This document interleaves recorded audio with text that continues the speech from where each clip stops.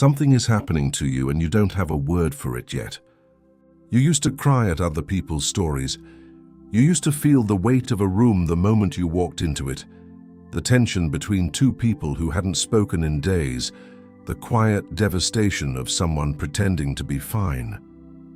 You used to carry all of that home with you, turn it over in your mind at night, lose sleep over problems that weren't even yours to solve. And now? Now you notice those things and you don't move. You see the tension. You register the performance of someone pretending to be okay. And you feel it's not nothing, but something far more measured. Something that stays inside the borders of your own skin instead of rushing out to meet everyone else's experience. You're calling it coldness. You're worried about it. You're wondering if something has broken inside you quietly without you noticing. It hasn't. What's ending is something else entirely. To understand what's ending, you first have to understand what it actually was. The empath phase, and it is a phase, not a permanent identity, not a fixed trait, not the final form of a sensitive person, is a specific relationship to feeling.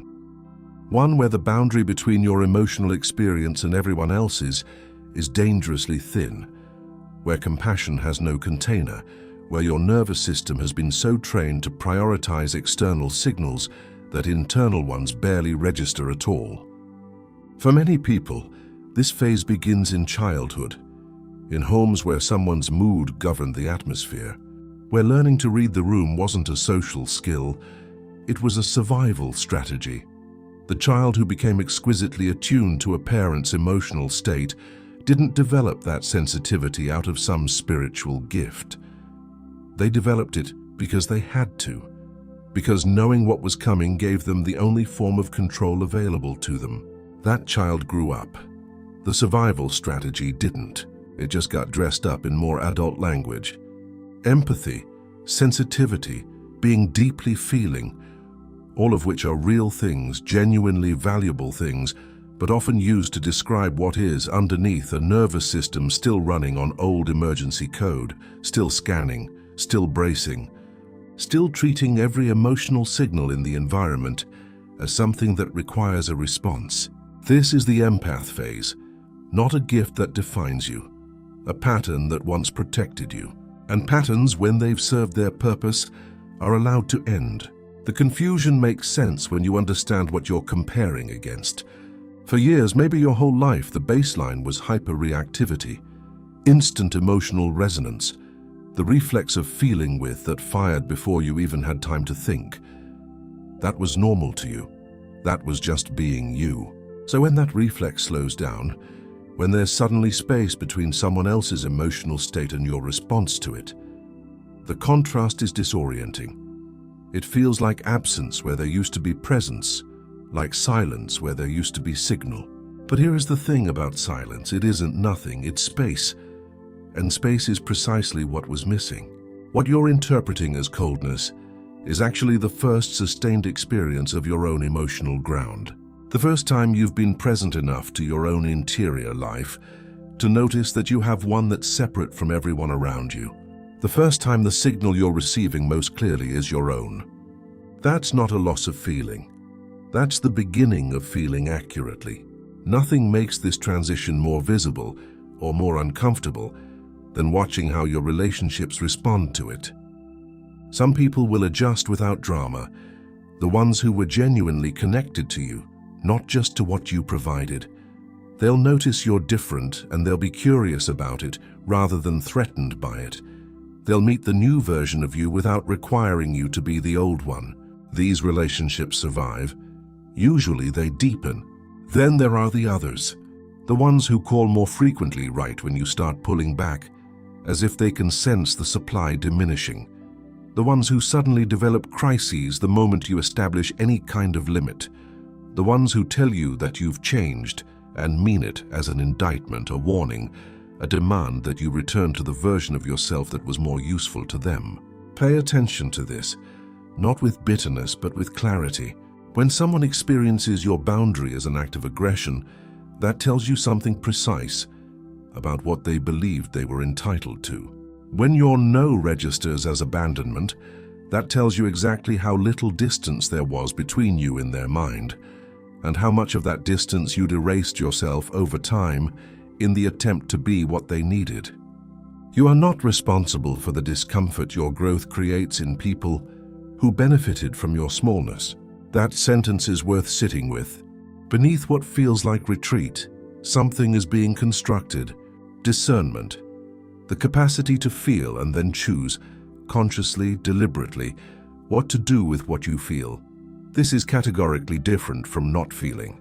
It's a more sophisticated relationship to emotion, one that treats your empathy as a resource rather than an involuntary reaction. Before, your sensitivity was something that happened to you.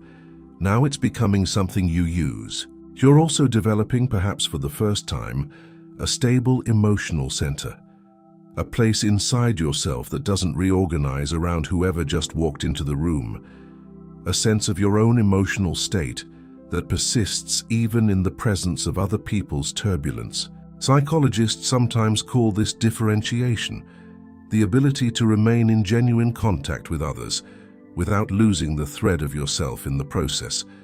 It's considered a marker of emotional maturity. It's what allows real intimacy rather than the enmeshed, boundary-dissolving closeness that looks like deep connection, but is actually just two people without enough separation to truly see each other. This is what you're building in the quiet, in the space that used to be filled with other people's noise. There will be guilt. There already is, probably, or you wouldn't be questioning whether you've become cold. The guilt is old. It belongs to the original training, the early programming that said your value lived in your usefulness, that love was something you earned through availability, that needing less and giving more was the price of being acceptable. It will tell you that you're being selfish, that you've abandoned people who needed you, that the real you, the good you, the worthy you, was the one who never said no, never withdrew, never prioritized their own experience over someone else's discomfort. Don't argue with the guilt. Arguments keep it alive. Just notice it. Acknowledge it as an artifact of a previous version of yourself, a ghost of an old arrangement that no longer serves anyone. Let it be present without letting it be in charge. The guilt will diminish, not immediately, not linearly, but it will lose its grip as the evidence accumulates, evidence that you can have limits and still be loved, that you can stop overgiving and the people worth keeping will stay, that the world does not, in fact, collapse when you take up space in it. Here is what does not leave when the empath phase ends. The depth remains. The capacity for genuine connection, for feeling things fully, for understanding people at a level most can't access, none of that disappears. It refines. It becomes less broadcast and more targeted, less reactive and more intentional. The care remains, but it shifts its direction. For the first time, you are included in the circle of your own compassion. You become someone you're willing to protect, someone whose needs register as legitimate, whose exhaustion matters, whose inner life is treated with the same seriousness you've always extended to everyone else. What leaves is the compulsion, the anxious, performative, self-erasing version of care that was never really about love anyway. It was about fear. Fear of being too much or not enough. Fear of what happened when you stopped making yourself available. Fear dressed up as generosity. When that leaves, what remains is cleaner, quieter, real. You are not becoming colder. You are becoming someone who can be in a room without disappearing into it. Someone who can hear about another person's pain without immediately converting it into a personal emergency. Someone who can love people without funding that love entirely with your own depletion. You are becoming, in the most precise sense, a whole person. Not a feeling machine, not an emotional resource, not the designated carrier of everyone else's weight. A person with an inside and an outside, with limits that are not failures, with a self that persists quietly and firmly through every conversation, every relationship, every room. That's not the end of your sensitivity. That's the first time it's ever really belonged to you.